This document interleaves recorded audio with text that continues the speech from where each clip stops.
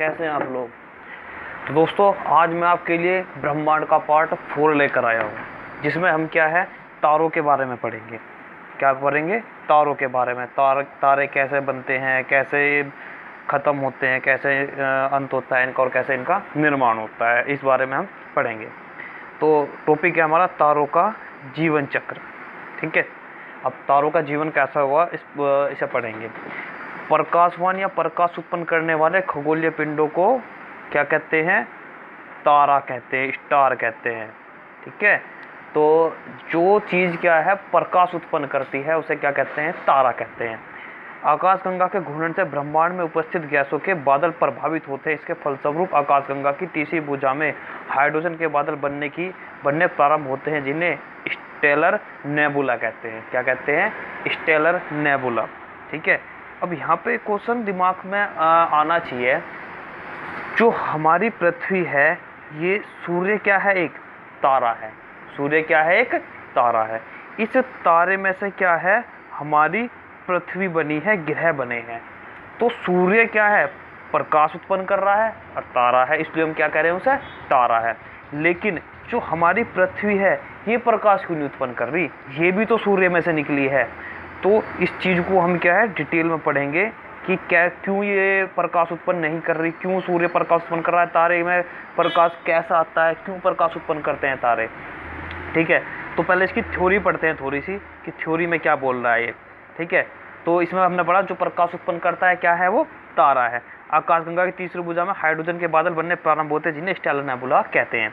देखो होता क्या है, आकाशगंगा में क्या है? बहुत सारे क्या है तारे हैं। ठीक है, बहुत सारे तारों के जो चारों तरफ क्या है उसके जो ग्रह है, उपग्रह है, वे क्या है चक्कर काटते रहते हैं। ठीक है, और कुछ ऐसे भी हैं जो अपने उस पर क्या है अपनी धुरी पे घूमते हैं, जिसे क्या कहते हैं? घूर्णन कहते हैं। देखो किसी चीज़ के चारों ओर घूमना ये होता है किसी चीज़ का परिक्रमण, जिसे कहते हैं उसकी परिक्रमा कर रहा है ये। अगर कोई चीज़ अपनी धुरी पर खुद ही घूम रही है, कोई चीज़ अपनी धुरी पर खुद ही घूम रही है, तो उसे क्या कहेंगे? हम घूर्णन बोलते हैं। उसे क्या बोलते हैं? घूर्णन। ठीक है, तो ये क्या है, जब आकाशगंगा में कहीं घूर्णन हो रहा है, कहीं परिक्रमा हो रही है, तो ये क्या करते हैं, इसके अंदर कुछ क्या है गैसेस बनने शुरू हो जाते हैं, जिसमें बताया गया है तीसरी भुजा में हाइड्रोजन के बादल बनने प्रारंभ हो जाते हैं। कैसे बादल बनते हैं? हाइड्रोजन के बादल। तो जब धीरे धीरे हाइड्रोजन के बादल बनने शुरू हो जाएंगे तो उससे क्या बनती है? गैस बनती है। तो उस गैस से ही क्या है? तारे बनते हैं। अब देखो कैसे बनेंगे तारे, इसे भी पढ़ेंगे अभी डिटेल में। ठीक है, अब आगे चलते हैं। ठीक, तो ये रहा, जब स्टेलर नेबुला अत्यधिक बड़ा हो जाता है, स्टेलर नेबुला का मतलब यहाँ पे क्या है? स्टेलर नेबुला जो है वो हमारा बना है गैस से। ठीक है, जब वो गैस बहुत ज़्यादा एक जगह इकट्ठी हो जाएगी तो उसे क्या कह देंगे? Stellar nebula. तो स्टेलर नेबुला अत्यधिक बड़ा हो जाता है तो गुरुत्वाकर्षण के प्रभाव से गैसीय पिंड सिकुड़ने लगता है। ठीक है, तो गैसीय पिंड क्या हो जाएंगे? गुरुत्वाकर्षण के कारण कोई चीज़ अपनी ओर तो खींचेगी, कितने ग्रह है, सूर्य है, ग्रह है उसमें, तो वे अपनी ओर को इसे खींचते हैं तो वे सिकुड़ने लगता है, जिसे क्या कहते हैं? आदि तारा, प्रोटोस्टार कहा जाता है। आदि तारे का केंद्र अत्यधिक सघन होता है, इसलिए इसे भ्रूण तारा भी कहते हैं, एम्ब्रियो स्टार भी कहते हैं इसलिए इसे। ठीक है, तो क्या होता है जब गुरुत्वाकर्षण ज़्यादा बढ़ जाता है तो ये क्या सिकुड़ने लग जाता है, और सिकुड़ने से क्या हो जाता है? ये आदि तारे, इसे क्या कहते हैं फिर? आदि तारा। आदि तारे का केंद्र अत्यधिक सघन होता है। जब इसे सघन होता है तो इसे क्या कहते हैं? इसे भ्रूण तारा भी कहते हैं इसे। आदि तारे के सिकुड़ने पर गैसों के बादल में परमाणुओं का परस्पर टक्करों की संख्या बढ़ जाती है। जैसे जैसे सिकुड़ेगा वो तो उसमें क्या हो जाएगा? टक्कर एक दूसरे से मारना वो ज़्यादा शुरू कर देंगे। अतः नाभिक के संलयन की प्रक्रिया प्रारंभ हो जाती है। क्या हो जाती है? नाभिक के संलयन की प्रक्रिया प्रारंभ हो जाती है। ठीक है, इसके परिणाम स्वरूप हाइड्रोजन के हीलियम में बदलने की प्रक्रिया प्रारंभ हो जाती है। देखो हाइड्रोजन क्या है? हाइड्रोजन हीलियम में बदलने शुरू हो जाते हैं, He में बदलने शुरू हो जाते हैं। ठीक है, इसके असीमित मात्रा में विकिरण ऊर्जा मुक्त होती है। क्या होती है? सीमित मात्रा में विकिरण ऊर्जा मुक्त होती है, एवं इसके अंदर का ताप एवं दाब अत्यधिक बढ़ जाता है। इस अवस्था में तारा बन जाता है। कैसे बन जाता है तारा? जो ये प्रक्रिया होती है हाइड्रोजन का हीलियम में कन्वर्ट होना शुरू हो जाता है, तो इस कंडीशन में क्या है आपका तारा बन जाता है। उसके अंदर क्या है? हीलियम भर जाती है। ठीक। तो इसी कारण जो चमकता है वो चमक क्यों मारती है, उसमें चमक इसी कारण मारती है कि जो हाइड्रोजन है वो क्या है, हीलियम में कन्वर्ट होने शुरू हो जाते हैं। क्या होने शुरू हो जाते हैं, हाइड्रोजन हीलियम में कन्वर्ट होने शुरू हो जाते हैं। लेकिन हमारी जो पृथ्वी है इसमें हाइड्रोजन की मात्रा बहुत कम है। इस कारण क्या है, इसमें हाइड्रोजन हीलियम में कन्वर्ट नहीं हो पाते। अगर हाइड्रोजन हीलियम में कन्वर्ट नहीं हो पाएंगे, इसीलिए क्या है, इसमें प्रकाश भी उत्पन्न नहीं होता। ठीक है, तो अब प्रकाश के लिए हमारी पृथ्वी क्या है, सूर्य पर निर्भर है। सूर्य से प्रकाश आता है, उसके कारण दिखाई देती है। तो जो हाइड्रोजन है वह हीलियम में जब कन्वर्ट होने शुरू होंगे, जब हाइड्रोजन से हीलियम जो बनता है, इस प्रक्रिया को बोलते हैं क्या, हम नाभिकीय संलयन। क्या बोलते हैं, नाभिकीय संलयन। तो नाभिकीय संलयन की क्रिया के कारण क्या है, नाभिकीय संलयन की क्रिया के कारण क्या है, तारे बनते हैं। ठीक है, क्या बनते हैं, तारे। जब तारा धीरे धीरे ठंडा होकर लाल रंग का दिखाई देने लगता है तो उसे लाल दानव तारा या रक्त दानव कहा जाता है। ठीक है, जब वो गर्म होता है, धीरे धीरे ठंडा होना शुरू हो जाता है तो उसे क्या बोलते हैं, लाल दानव तारा या रक्त दानव। रक्त दानव की स्थिति में पहुंचने पर तारे का भविष्य इसके प्रारंभिक द्रव्यमान पर निर्भर करता है। तो रक्त दानव की स्थिति में पहुंचने पर तारे का भविष्य क्या है, इसके प्रारंभिक द्रव्यमान पर निर्भर करता है कि इसका प्रारंभिक द्रव्यमान क्या था। नोबल सौर द्रव्यमान का होगा भौतिकविद एस चंद्रशेखर के अनुसार। देखो इन्होंने क्या कहा था, ये इंडिया के थे, मूल रूप से इंडिया के थे। इन्होंने क्या कहा था, 1.44 सौर द्रव्यमान ही श्वेत वामन के द्रव्यमान की ऊपरी सीमा है, जिसे चंद्रशेखर सीमा कहते हैं। ठीक है, तो 1.44 सौर द्रव्यमान का अगर जो तारा होगा उसकी सीमा इन्होंने क्या बताई है, श्वेत वामन बताया है उसे। ठीक है, आगे देखते हैं। यदि तारे का द्रव्यमान सौर द्रव्यमान से कम, यदि किसी तारे का द्रव्यमान सौर द्रव्यमान से कम अथवा बराबर है तो उसे लाल दानव से श्वेत वामन और अंततः काला वामन में परिवर्तित हो जाता है। ठीक है, सौर द्रव्यमान से कम अथवा बराबर। अगर किसी तारे का द्रव्यमान सौर द्रव्यमान कितना है, 1.44 सौर द्रव्यमान, इससे कम होगा या इसके बराबर होगा तो इसे क्या कहेंगे, हम चंद्रशेखर सीमा कहेंगे। क्या कहेंगे इसे, चंद्रशेखर सीमा। तो यह लाल दानव से श्वेत वामन और अंततः काला वामन में परिवर्तित हो जाता है। यदि किसी तारे का द्रव्यमान और सौर द्रव्यमान से अधिक या कई गुना अधिक हो जाता हो तो द्रव्यमान के अनुरूप सुपरनोवा विस्फोट के बाद यह तारा न्यूट्रॉन तारा अथवा ब्लैक होल में रूपांतरित हो जाता है। क्या हो जाता है, ये इस तारा न्यूट्रॉन तारा अथवा ब्लैक होल में रूपांतरित हो जाता है। तो ये चीज़ क्या है, अगर तारा सौर द्रव्यमान 1.44 जो हमारा सौर द्रव्यमान है, किसी तारे का अगर द्रव्यमान जो सौर द्रव्यमान 1.44 से ज़्यादा होगा तो क्या हो जाएगा, ये सुपरनोवा विस्फोट हो जाएगा। सुपरनोवा विस्फोट हम पढ़ेंगे भी। तो सुपरनोवा विस्फोट के बाद क्या होगा, ये न्यूट्रॉन तारे में बदल जाएगा और या ब्लैक होल में कन्वर्ट हो जाएगा। तो वो सारी चीज़ें पढ़ेंगे हम किस तरीके से कन्वर्ट होगा। ठीक है, श्वेत वामन एक जीवाश्म होता है। श्वेत वामन एक जीवाश्म तारा या फॉसिल स्टार होता है जिसकी बाह्य परत को स्मोक रिंग कहा जाता है। क्या होता है, श्वेत वामन एक जीवाश्म तारा होता है जिसकी बाह्य परत को स्मोक रिंग कहा जाता है। जैसे आपको उस पर दिखाई देती है, इस पर शनि ग्रह पर। ठीक है, ऐसे तारे जो रक्त दानव अवस्था को प्राप्त करते हैं उनका क्रोड अत्यधिक गुरुत्व के कारण सिकुड़ता जाता है और तापमान में अतिशय वृद्धि से क्रोड का हीलियम कार्बन में और कार्बन भारी धातुओं जैसे लोहा आदि में परिवर्तित हो जाता है। अब देखो यहाँ इसने ये क्या बोला है, जब बोला है ये ऐसे तारे जो रक्त दानव अवस्था को प्राप्त करते हैं। जो तारे रक्त दानव में पहुंच जाएंगे उनका क्रोड अत्यधिक गुरुत्व के कारण सिकुड़ता जाता है, जो गुरुत्वाकर्षण में बहुत ज़्यादा लग जाता है तो वो सिकुड़ता जाता है और तापमान में अतिशय वृद्धि से क्रोड का हीलियम कार्बन में और कार्बन भारी धातुओं जैसे लोहा आदि में परिवर्तित हो जाता है। ठीक है, तो होता क्या है, एक ये पिंड है, कोई एक ये पिंड है, कैसे भी पिंड है, तारा हो, ग्रह हो, उपग्रह हो, तो ये एक दूसरे को अपनी ओर खींचते हैं। तो जैसे ही खींचेंगे तो इसके जो कण होंगे, जिन कणों से मिलकर बना होगा, वे कण एक दूसरे को अपनी ओर खींचना शुरू कर देंगे। अगर इसका घनत्व बहुत ज़्यादा होगा अगर इसका घनत्व बहुत ज़्यादा होगा, घनत्व का मतलब ज़्यादा का मतलब क्या होगा, मतलब इसके कण आपस में बहुत ही नज़दीक होंगे, तो ये क्या है, इसे जल्दी से नहीं खींच पाने का। ज़्यादा अगर ज़्यादा घनत्व होगा, अगर कम घनत्व होगा तो ये इसे आसानी से खींच लेगा। अगर ज़्यादा घनत्व भी हुआ तो क्या होगा, इसके कण में निरंतर क्या है, गति होनी शुरू हो जाएगी, और गति होगी तो ये ऐसे सिकुड़ना शुरू हो जाएगा। सिकुड़ेगा कब, अगर ये क्या होगा, ये भारी हुआ और ये क्या हुआ, आपका हल्का हुआ, तो जो हल्का वाला वो सिकुड़ना शुरू हो जाएगा।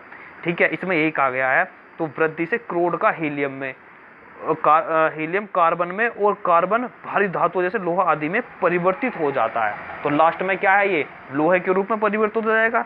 अंत में तारे का केंद्र लोहे से युक्त हो जाता है। जो तारा है वो कैसा, उसका केंद्र कैसा बन जाएगा, लोहे का बन जाएगा, जिसके कारण केंद्र में नाभिक के संलयन की क्रिया रुक जाएगी। नाभिक के संलयन की क्रिया क्या है, नाभिक की संलयन की क्रिया है हाइड्रोजन का, जो हाइड्रोजन है उसका हीलियम में कन्वर्ट होना। ये क्या है, हाइड्रोजन का हीलियम में कन्वर्ट होना, यही तो नाभिक संलयन है। ये क्रिया अगर रुक जाएगी तो उसमें क्या, प्रकाश उत्पन्न नहीं होगा। तारे की मध्यवर्ती परत में गुरुत्वाकर्षण बल के कारण तारे के केंद्र में तीव्र विस्फोट होता है। ठीक है, क्या होता है, उसमें बहुत कड़ा विस्फोट होता है गुरुत्वाकर्षण बल के कारण, जब वो चीज़ लोहे की बन जाती है। इस दौरान निकली ऊर्जा तारे के ऊपरी परत को नष्ट कर देती है। क्या कर देती है, इसकी जो ऊपरी परत होती है तारे की, उसे नष्ट कर देती है। इसे क्या कहते हैं, सुपरनोवा विस्फोट कहते हैं। क्या कहते हैं इसे, सुपरनोवा विस्फोट। ठीक है, सुपरनोवा विस्फोट के पश्चात सुपरनोवा विस्फोट के पश्चात सुपरनोवा में प्रगाथ लहरें तथा गैसों के बादल निकलते हैं। इससे क्या निकलेगी, जब विस्फोट होगा उससे गैस भी निकलेगी और क्या है, वो कैडी लहरें भी निकलेगी। इस गैसीय बादलों से तारों का एक नई पीढ़ी का जन्म होता है। देखो पहुंच के वहीं आगे जहाँ हम शुरू से लेते, तो हाइड्रोजन के बादल बनेंगे। हाइड्रोजन के बादल जब एक जगह इकट्ठा होना शुरू हो जाएगा तो वहाँ क्या है, तारे बनेंगे। तो ऐसी क्या है, अगर इससे क्या है, गैस के बादल निकलेंगे तो उससे क्या है, तारे की नई पीढ़ी मतलब नए तारे बनने शुरू हो जाएंगे। सुपरनोवा विस्फोट से बचे हुए केंद्रीय भाग जो अत्यधिक घनत्व वाला एवं कुछ मोल व्यास, जिसका अत्यधिक घनत्व होगा वाला एवं कुछ मील व्यास वाला का होता है, कम व्यास होता है, उसे न्यूट्रॉन तारा क्या कहते हैं, उसे न्यूट्रॉन तारों का निर्माण होता है। उससे क्या बनते हैं, आपके न्यूट्रॉन तारे। देखो न्यूट्रॉन तारों को हम पल्सर तारा भी कहते हैं। क्या कहते हैं उसे, पल्सर तारा। यह बचा हुआ भाग अपने अक्ष पर प्रति सेकंड 30 बार घूर्णन करता है तथा तीव्र रेडियो तरंगे उत्सर्जित करता है। न्यूट्रॉन तारे को पल्सर भी कहा जाता है। देखो अभी बताया था, ये पल्सर भी क्या कहा जाता है, हमारा न्यूट्रॉन स्टार को कहा जाता है। न्यूट्रॉन तारे का अपरिमित द्रव्यमान अंततः एक ही बिंदु पर संकेंद्रित हो जाता है। ऐसे असीमित घनत्व से द्रव्यमान पिंड को किर्सन वीवर कहा जाता है। देखो ब्लैक होल भी क्या है, ऐसे ही बनता है। ठीक है, अतः अत्यंत संकुचित तारे जो कि अदृश्य हो जाते हैं उसे किर्सन वीवर कहा जाता है। जब बिल्कुल खत्म हो जाते हैं तो उसे क्या कह देंगे, ब्लैक होल। किर्सन वीवर को हिंदी में कहा जाता है, वो इंग्लिश में कहा जाता है ब्लैक होल। ठीक है, अब देखो तारों के हम चलते हैं, तारों का पिक्चर समझते हैं, तारे किस किस तरीके से कैसे कैसा रूप धारण करते हैं। देखो पहली बात तो ये देखो, तारों का औसतिक संगठन, तारे कैसे कैसे बनते हैं, क्या क्या तारे में होता है। देखो हाइड्रोजन कितना होता है तारे में, 70%। कितना होता है हाइड्रोजन, 70%। हीलियम कितना होता है, 28%। Hydrogen 70%, helium 28%। बहुत इंपॉर्टेंट क्वेश्चन है, खासकर ये क्या है, बड़े बड़े एग्जाम में पूछ लिया जाता है। ठीक है, कार्बन, नाइट्रोजन तथा न्यून ये कितना होता है, 1.5%, और लोह वर्ग के तत्व 0.5%। ठीक है, ये क्या होता है, इसका जो इसके संगठन होता है जिनसे मिलकर क्या तारा बनता है, इनसे मिलकर तारा बनता है। ठीक है, हाइड्रोजन, हीलियम, कार्बन, नाइट्रोजन तथा नियोन और लोह वर्ग के तत्व। अब देखो तारा किस कैसे रूप में कन्वर्ट होता है। देखो ये है जन्म, प्रोटोस्टार। ठीक है, यहाँ से तारे का निर्माण होता है। मुख्य विकास, सूर्य के समान तारे, जितना सूर्य का द्रव्यमान होगा उसके लगभग तारे होते हैं ये। ठीक है, ये कैसे बनता है, ये उसके बाद में ये कैसे कन्वर्ट होता है, रक्तदानों में कन्वर्ट होता है। ये होती है इसकी वृद्ध अवस्था। मृत्यु कैसे होती है, ग्रह नेबुला में कन्वर्ट हो जाता है। उसके बाद में इससे क्या होता है, श्वेत बोने तारे, छोटे छोटे स्टार बनेंगे, और उसके बाद में काले बोने तारे। ठीक है, फिर क्या बनेंगे, काले बोने तारे, हल्के हल्के ब्लैक काले तारे बन जाएंगे। ठीक है, वृद्ध तारे ये होते हैं बड़े तारे या रक्तदानव तारे। ठीक है, ये बड़े स्टार होते हैं। ये क्या करते हैं, सब उसके जो वृद्ध अवस्था में आता है तो लाल दानव तारा में कन्वर्ट हो जाता है। किसमें, लाल रक्त दानव तारे में कन्वर्ट हो जाता है। देखो ये क्या है, इसका ये जो ये दिया हुआ है, ये है इसकी मुख्य विकास, जो इसका शुरू में बनता है। ठीक है। उसके बाद में वृद्ध अवस्था आती है, इस रूप में कन्वर्ट हो जाता है, ठीक है। और फिर क्या बनता है, उसके बाद में ये जो तुम्हारा लाल रक्तदान अवतारा की मृत्यु होती है कैसे, सुपरनोवा विस्फोट, अभी बताया था सुपरनोवा विस्फोट।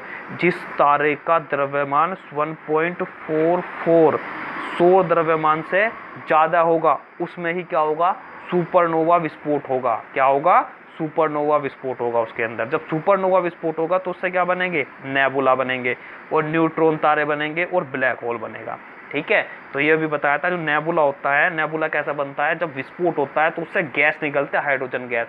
हाइड्रोजन गैस से क्या होता है, तुम्हारे नए नए किस्म के फिर तारे बनने शुरू हो जाते हैं, न्यूट्रॉन स्टार बनते हैं और ब्लैक होल बनते हैं, ठीक है। अब देखो थोड़ा सा इसके कुछ और क्वेश्चन पे चलते हैं। देखो तारे का जो मैटर है वो इतना आपके लिए सूटेबल है, खासकर एसएससी, रेलवे, जो तुम्हारे एनटीपीसी वगैरह आ रहे हैं, ग्रुप डी आ रहे हैं, उनमें ये काम देगा, बहुत ज़्यादा इंपॉर्टेंट है, ठीक है। ये बड़े एग्जाम में भी आपको काम देगा, बहुत ज़्यादा इंपॉर्टेंट है। अब देखो हम चलते हैं इनके कुछ और क्वेश्चनों पे जो बहुत ही इंपॉर्टेंट क्वेश्चन है। देखो तारों का वर्गीकरण, सूर्य सदृश से छोटे तारे, देखो सूर्य के समान जो छोटे तारे होते हैं उनके बारे में बताया गया है, ठीक है। तो सूर्य के समान जो छोटे तारे होते हैं, देखो रक्त दानव अवस्था के पश्चात सुपरनोवा विस्फोट के बाद यदि अवशेष सौर द्रव्यमान के 1.44 गुनी सीमा के अंदर होगा तो तारा श्वेतवामन बनेगा। कौन सा बनेगा, श्वेतवामन। कब बनेगा, अगर उसमें विस्फोट होता है, विस्फोट के बाद जो तारा बचता है और उसका अवशेष 1.44 गुनी सीमा के अंदर होगा, 1.44 गुना के अंदर होगा, तो उससे क्या बनेगा वो सुपरनोवा क्या बनेगा, श्वेतवामन बनेगा। अंत में किरसन वामन के रूप में मृत्यु और अंतिम स्थिति प्राप्त करेगा। लास्ट में क्या, किरसन वामन बन जाएगा, ठीक है। अब मध्याकार के तारे, देखो मध्याकार के तारे में क्या होता है, सुपर रक्तदानव तारा अवस्था के पश्चात सुपरनोवा विस्फोट के बाद अवशेष 1.44 सौर द्रव्यमान से 3 गुना सौरिक द्रव्यमान तक रहने वाले तारे न्यूट्रॉन तारे के रूप में परिवर्तित हो जाने की संभावना रखते हैं। बहुत इंपॉर्टेंट क्वेश्चन है, क्या है, सुपर रक्तदानव अवस्था के पश्चात सुपरनोवा विस्फोट के बाद अवशेष 1.44 सौर द्रव्यमान से 3 गुना सौरिक द्रव्यमान तक रहने वाले तारे न्यूट्रॉन तारे के रूप में परिवर्तित हो जाने की संभावना रखते हैं। मतलब लास्ट में क्या है, न्यूट्रॉन तारे के रूप में बदल सकते हैं, संभावना रखते हैं मतलब बदल सकते हैं। ये पूरा इंपॉर्टेंट नहीं है कि बदल जाएंगे, ठीक है। सुपरनोवा, ये बड़े आकार के तारे, सुपरनोवा विस्फोट के पश्चात 3 गुना सौर द्रव्यमान से अधिक अवशेष वाले तारे किर्सन व्यूवर में परिवर्तित हो जाते हैं। किस में परिवर्तित हो जाते हैं, किर्सन व्यूवर में, मतलब ब्लैक होल में कन्वर्ट हो जाते हैं ये, ठीक है। उसके बाद में देखो प्रोक्सिमा सेंचुरी, देखो इसके बारे में मैंने पहली वीडियो में बताया हुआ है। प्रोक्सिमा सेंचुरी क्या है, यह हमारी आकाशगंगा के मध्यवर्ती घूर्णनशील भुजा में तथा सौरमंडल के सर्वाधिक समीप स्थित एक तारा है जो सौरमंडल से 4.25 प्रकाश वर्ष दूर है। प्रोक्सिमा सेंचुरी हमारे सूर्य के सबसे नज़दीक तारा है। हमारा सूर्य जो है एक तारा है, उस तारे के सबसे नज़दीक तारा कौन सा है, प्रोक्सिमा सेंचुरी है, ठीक है। अब प्रोक्सिमा सेंचुरी देखो ये भी कह सकते हैं हमारी आकाशगंगा का सबसे नज़दीक, जो सूर्य के बाद सबसे नज़दीक तारा क्या है वो पृथ्वी के, वो कौन सा, प्रोक्सिमा सेंचुरी है। प्रोक्सिमा बी, ये क्या है, सूर्य के सबसे निकटतम स्थित तारे प्रोक्सिमा सेंचुरी की परिक्रमा करने वाले पृथ्वी सदृश एक नए ग्रह की खोज की गई है, इसे प्रोक्सिमा बी नाम दिया गया है। देखो ये क्या है, प्रोक्सिमा सेंचुरी जो तारा है उसके चारों ओर चक्कर काट रहा है, वो क्या है, उसका एक ग्रह है, उसका नाम क्या दिया है, प्रोक्सिमा बी। इसका द्रव्यमान पृथ्वी के द्रव्यमान के लगभग 1.3 गुना है। यह ग्रह अपने तारे प्रोक्सिमा सेंचुरी से 7.5 मिलियन किलोमीटर दूर है और इसका एक चक्कर पूरा करने में 11.2 दिन का समय लगता है। कितना समय लगता है, 11.2 दिन का समय लगता है, ठीक है। तो दोस्तों ये क्या था, हमने तारों के बारे में पढ़ा है यहाँ पे, ठीक है। अब देखो थोड़ा सा और पढ़ते हैं इसमें। साइरस क्या है, यह रात में आकाश में दिखने वाला सर्वाधिक चमकीला तारा है। देखो इसके बारे में पहला बताया हुआ है, यह रात में आकाश में दिखने वाला सर्वाधिक चमकीला तारा है, कौन सा है, साइरस। क्वेश्चन कई बार पूछा गया है, छोटे एग्जाम में तो खासकर पूछा गया है कि हमारे इसमें आसमान में, आकाश में चमकने वाला सबसे ज़्यादा चमकीला तारा कौन सा है, वो कौन सा है, साइरस है। या उसे कहते हैं डॉग स्टार, कहीं कहीं साइरस नहीं डॉग स्टार भी लिखा आता है, ठीक है, डॉग स्टार भी इसका ही नाम है। इसका द्रव्यमान सूर्य से दुगना है, कितना है, सूर्य से दुगना है। यह सौरमंडल से लगभग 8.6 प्रकाश वर्ष दूर है। इसकी भी दूरी याद कर लेना, बहुत इंपॉर्टेंट।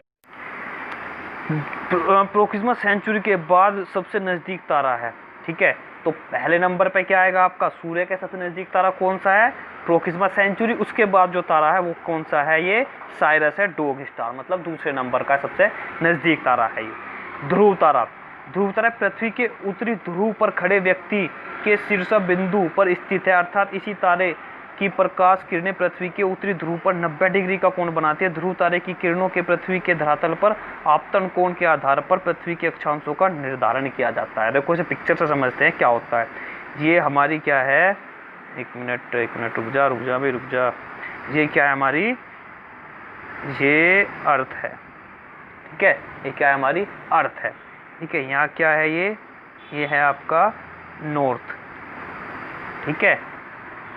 तो नॉर्थ में उत्तरी ध्रुव पर खड़े व्यक्ति को देखो यहाँ ये चमकता है, यहाँ पर क्या होता है, ये तारा दिखाई देता है। अगर यहाँ कोई आदमी खड़ा है तो बिल्कुल 90 डिग्री का एंगल बनाएगा, ये 90 डिग्री का एंगल बनाएगा। यहाँ खड़े आदमी को अगर ये 90 डिग्री का एंगल बना रहा है, जो ऊपर यहाँ खड़े व्यक्ति के ऊपर अगर कोई सीधे 90 डिग्री एंगल पर जो तारा दिखाई दे रहा है वो ही क्या है आपका, वो आपका क्या है, ध्रुव तारा है। उत्तरी ध्रुव पर खड़े आदमी के साथ में कोई तारा अगर 90 डिग्री का एंगल बना रहा है तो वो तारा कौन सा है आपका, ध्रुव तारा है। ध्रुव तारे की किरणों के पृथ्वी के धरातल पर आपतन कोण के आधार पर पृथ्वी के अक्षांशों का निर्धारण किया जाता है। तो पृथ्वी के जो अक्षांश बनाए जाते हैं इसी आधार पर बनाए जाते हैं। देखो अक्षांश और देशांतर क्या होते हैं, अक्षांश कैसे बनते हैं, ये क्या बनेंगे, अक्षांश बनेंगे। देशांतर क्या होते हैं, ये देशांतर होते हैं आपके, गलत बन गया, ये जो होगा, ये अगर गोल है, ये आपके क्या होंगे, अक्षांश होंगे, क्या होंगे, ये अक्षांश। जो देशांतर बनेंगे वो कैसे बनेंगे, वे ये बनेंगे, ये बनते हैं, ठीक है। अक्षांश की जो लंबाई है वो अलग अलग, उस पर अलग अलग होगी, लेकिन देशांतर की जो लंबाई होगी वो क्या होगी, हर जगह सेम होगी, क्या होगी, सेम होगी हर जगह, ठीक है। थोड़ा सा और देख लेते हैं इसे। क्वासर्स क्या होते हैं, देखो क्वासर्स को पढ़ते हैं। क्वासर्स एक अर्ध तारतव रेडियो स्रोत है जो 4 से 10 अरब प्रकाश वर्ष की दूरी पर स्थित है, ठीक है। क्या है, एक अर्ध तारतव, क्यूसी स्टॉलर है, रेडियो स्रोत है जो 4 से 10 अरब प्रकाश वर्ष की दूरी पर स्थित है। ये प्रकाश उत्सर्जित करते हैं, इनसे आने वाली रेडियो तरंगों से इनके विषय में जानकारी प्राप्त की जाती है। इनसे जो आने वाली रेडियो तरंगे हैं उनसे ही हम पता लगाते हैं कि क्या है, क्वासर्स नाम की कोई चीज़ है, ठीक है। उसके बाद में देख लेते हैं आगे कुछ नहीं है, ठीक है। तो दोस्तों यहाँ तक की जो ये वीडियो है इसमें मैंने आपको तारों के बारे में बहुत डिटेल से बताया है। और देखो किसी भी चीज़ को शॉर्टकट में पढ़ने की कोशिश मत करना, खासकर जीएस में, ठीक है। किसी चीज़ को समझ लोगे तो बेटर रहेगा, क्योंकि शॉर्टकट वाले हमेशा पछताते हैं जब एग्ज़ाम आता है। वो छोटे एग्ज़ाम तो एक आधा रिपीट होता है, लेकिन हर क्वेश्चन रिपीट नहीं होते, सारे क्वेश्चन रिपीट कभी नहीं होंगे। तो दोस्तों यहाँ पर क्या है, मेरा ये तारों का मैं अगली वीडियो लेकर आऊँगा, वो लेकर आऊँगा सौर मंडल के ऊपर। हमारा जो सौर परिवार है उसे पढ़ेंगे हम, कितने ग्रह हैं, कितने उपग्रह हैं, उसके बारे में पढ़ेंगे। तो एक यहाँ पर मुझे अनाउंस करना है कि मैं क्या है, IAS और PCS। देखो जो लड़के पढ़ने का अपने अंदर जुनून रखते हैं और क्या है, अपनी आर्थिक स्थिति के चलते क्या है, वो अपना पे नहीं कर पाते या IAS PCS की तैयारी नहीं कर पाते, तो उनके लिए क्या है, मैं क्लास शुरू करूँगा बहुत ही कम चार्ज में क्या है, मैं IAS PCS की क्लास शुरू करूँगा, जिसमें क्या होगा, जो बच्चे इसकी तैयारी करना चाहते हैं वो क्या है, जुड़ जाए मेरे इस यूट्यूब चैनल से, जुड़ जाए, इसे सब्सक्राइब, लाइक और जो नीचे बेल आइकन है उसे दबा दो, ताकि क्या आने वाले नोटिफिकेशन तुम्हें मिलते रहें। तो IAS PCS की क्लास जो है मैं स्टार्ट करने वाला हूँ। प्री और मेंस दोनों चीज़ पे हम काम करेंगे। और देखो क्या है, आईएएस पीसीएस की तैयारी के लिए हमें क्या है, हमें रास्ते नहीं मिल पाते, उस रास्तों को हमें तलाशना है। ठीक है, अब मैं आपको एक एक रास्ता बताऊंगा, कहाँ से आपको क्या पढ़ना है, क्या चीज़ होगी, और मैं आपको एक एक वीडियो के थ्रू आपको समझाऊंगा। एक एक चीज़ को हम डिटेल से पढ़ के चलेंगे। आईएएस हो, पीसीएस हो, छोटे एग्जाम तो देखो कोई बचेगा नहीं, जीएस है तो जीएस आपकी यहाँ पर क्या है, बहुत ही हैवी हो जाएगी, बहुत ही मजबूत हो जाएगी अगर आपने वो क्लास ले ली यहाँ पर। ठीक है, तो इसी के साथ मैं अपनी वीडियो को समाप्त करूँगा। अगली वीडियो में मिलते हैं।